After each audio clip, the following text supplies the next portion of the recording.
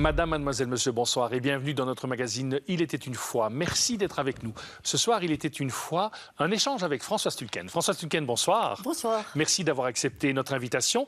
Alors, Françoise Tulken, vous êtes professeur émérite de la faculté de droit de l'Université catholique de Louvain, juge honoraire et vice-présidente honoraire également de la Cour européenne des droits de l'homme à Strasbourg. Alors, peut-être question toute simple au début, comment est-ce que vous voyez votre vie professionnelle? Quel regard portez-vous sur celle-ci? Oui, peut-être que j'ai beaucoup de chance, c'est vrai. Je l'ai menée liée à mes convictions, liée à mon désir. Et mon désir, c'est effectivement le droit, la criminologie, parce que ça va tout à fait ensemble. Et le fil rouge, c'est les droits humains. C'est les droits humains, les droits fondamentaux, les droits et libertés, parce que c'est ça qui donne sens, puisque votre émission s'appelle Le Sens. C'est ça pour moi qui donne sens à la fois à une vie et à une vie professionnelle. Voilà, alors il y a des hauts et des bas comme partout. Hein.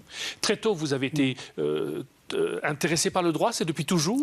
Non, je pense que j'étais plus intéressée par l'histoire, que je trouve tout à fait passionnant, ou par la physique, c'est tout à fait autre chose. Mais alors, j'ai quand même été très impressionnée par des avocats de la défense, qui effectivement soutenaient des causes qui m'ont vraiment impressionnée quand j'avais 18 ans. Et alors, ça m'a amené à changer tout à fait, parce que je voulais être avocat. Je l'ai été 3 ans, vous voyez, c'est ça la vie. Hein. Mais après ça, j'ai été effectivement professeur à l'université, parce que j'aimais bien l'enseignement et la recherche dans ces domaines du pénal et de la criminaux, qui sont vraiment quand même les endroits où l'humanité du droit, on la touche de près, on la touche du droit. Et ça, c'est pour moi vraiment du droit. C'est vraiment pour moi le plus important. Et puis la Cour européenne des droits de l'homme, ça c'est alors maintenant voir ce que c'est, où sont ces violations dans tous les pays européens, comment les gens vivent des situations quand même dramatiques. Toutes les situations dramatiques que nous vivons dans le quotidien, on les retrouvera tôt ou tard à la Cour, hein, ça c'est clair.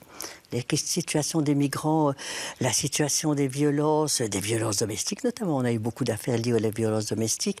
La question de la liberté d'expression, on voit comment ces gens vivent ces atteintes aux droits de l'homme dans les pays. Et ça, j'avoue que ça vous impressionne. Il y a des arrêts qui vous ont marqué lors de votre passage à la Cour européenne des droits de l'homme? Oui, il y a des arrêts qui m'ont profondément marqué, notamment des arrêts qui concernent le renvoi de migrants en fonction de ce fameux règlement de Dublin dont on parle tellement maintenant, à savoir que si vous arrivez dans un pays, mais si votre pays de première entrée a été l'Italie ou la Grèce, eh bien on vous renverra là, et ça empêchera que ces personnes soient traitées simplement humainement. Elles sont parfois renvoyées dans certains pays qui sont à la frontière, ils sont là, ils vivent, ils survivent, ils meurent dans des containers. Donc oui, ça c'est des affaires qui m'ont vraiment impressionné.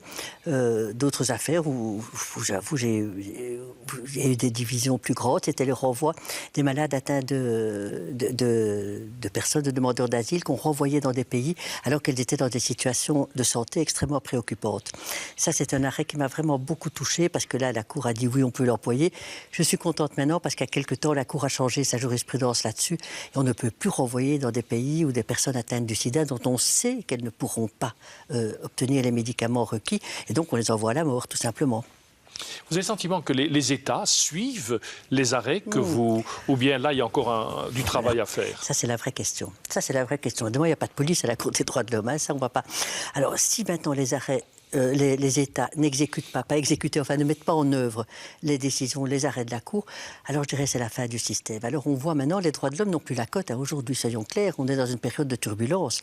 Ça, on le voit très bien. Les États ne sont plus intéressés aux droits fondamentaux. L'État de droit, ça devient une blague pour certains États. Et donc, mettre en œuvre les arrêts, parfois devient difficile. La Russie, par exemple, ils viennent d'adopter une législation disant on ne mettra plus en œuvre que les arrêts qui nous concernent, qui nous agréent d'une certaine manière, ce qui est la fin du système. Si les États ne mettent pas en œuvre, un arrêt de la Cour, c'est pas la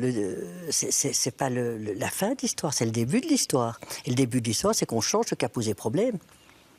Donc la mise en œuvre des arrêts par les États, c'est capital et c'est la question critique du moment. Vous avez le sentiment que notre démocratie est en crise? Oui. Oui, elle est en crise parce qu'elle était un peu intouchable auparavant. Et maintenant, elle n'est plus intouchable. On s'en moque entre guillemets. On donne l'impression que simplement le poids d'une majorité contre une minorité, ce qui n'est pas vrai du tout, alors que la démocratie, c'est la protection des minorités.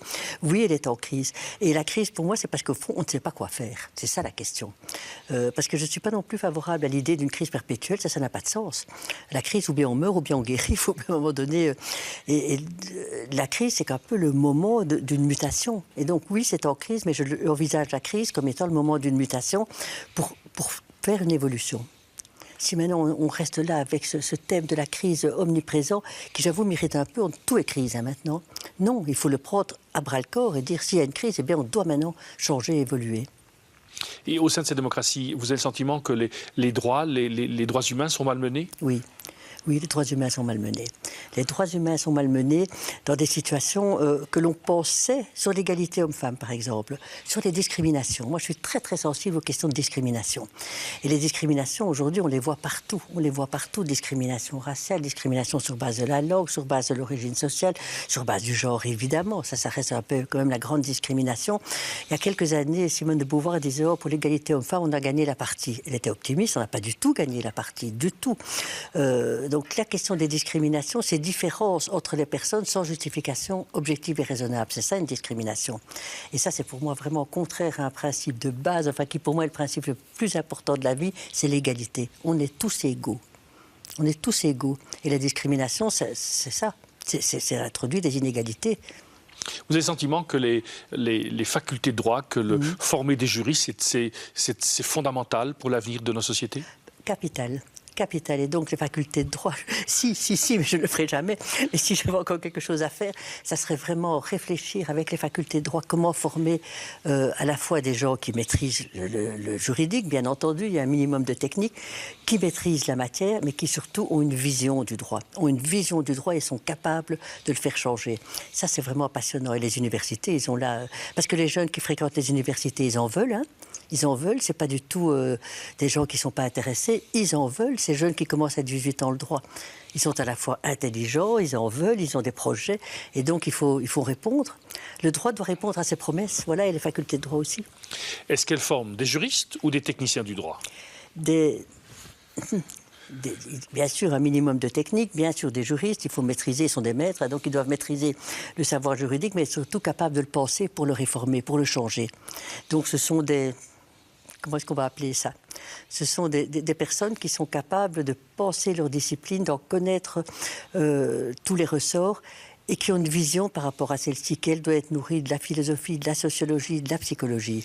C'est ça l'intérêt pour moi d'avoir. Donc c'est des personnes qui doivent être vraiment... C'est pour ça que je suis très favorable à l'interdisciplinaire en droit, très favorable. Pour qu'ils soient non seulement des techniciens, qu'ils appliquent le droit. Quand je dis oui, mais j'applique le droit, mais non, on interprète le droit. Et en interprétant le droit, on le fait évoluer aussi. Donc c'est tout ça qu'il faut. C'est pour ça que c'est plus beau, mais c'est les plus belles études du monde. C'est vous qui les avez, vous avez fait des droits d'ailleurs. On le voit. En partie, c'est gentil. Mais ça. on le voit, mais c'est vrai. Et vous voyez que ça mène à tout. Hein. Absolument. Même à tout. Voilà. Même à être dominicain et même à devenir le chef des dominicains en Belgique. Dans tout ce que vous avez fait, etc., oui. Quelle est votre position par rapport, votre rêve par rapport au monde de demain?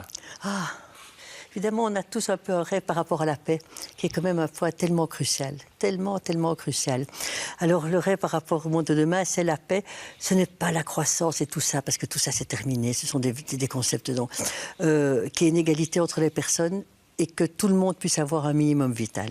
Voilà, ça, c'est peut-être les points les plus importants. Oui, ça, c'est l'égalité et que l'extrême pauvreté puisse être éradiquée. Ça, c'est quand même une insulte aux droits de l'homme. Quelqu'un disait par rapport aux enfants que la précarité, l'extrême précarité, c'est le fossoyeur des droits des enfants. Parce que là, on voit effectivement, la précarité continue de génération en génération. Voilà. Si vous aviez, en conclusion de cette rencontre, un message à nous donner. Un message, engagez-vous. Engagez-vous, que tout le monde s'engage avec force, avec conviction, ne pas rester au bord du chemin et de s'engager de manière lucide. Et d'être aussi audacieux, il faut avoir une audace clairvoyante. Qu'est-ce qu'on n'est pas... Et peut-être, vous allez dire, ça c'est bizarre, parce que ça fait un peu ringard, mais d'avoir du courage. Le courage, c'est se rendre compte que, maintenant, il faut sauter l'obstacle. Eh bien, voilà, ça, c'est peut-être, quand j'y réfléchis de plus en plus, je me dis, le courage est quand même un point. Et il y a des très beaux textes sur le courage que je serais incapable de répéter ici, hein, mais on est là devant. Est-ce qu'on fait ceci, est-ce qu'on fait ça? Qu'est-ce qui nous retient de ne pas aller plus loin, de ne pas être plus courageux? Voilà. Françoise Huckens, merci pour cet échange et merci d'avoir donné du courage pour construire le monde de demain. Nous arrivons au terme de notre magazine. Merci d'être resté avec nous. Il ne me reste qu'à vous souhaiter une excellente soirée. À très bientôt.